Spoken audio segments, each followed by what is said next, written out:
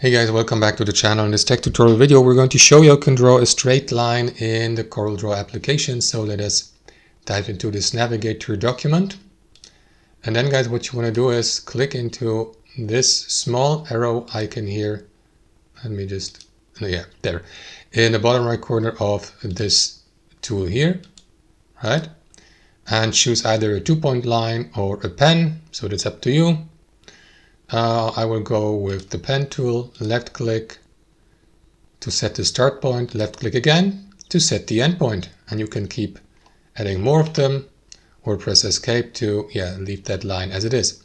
But there's also the option to use the 2-point line editor or generator. You click into it, and then what you want to do is set the start point with your left mouse, and then hold your left mouse and release it to set the endpoint, so that you don't have to click twice but only once to set these both ending points.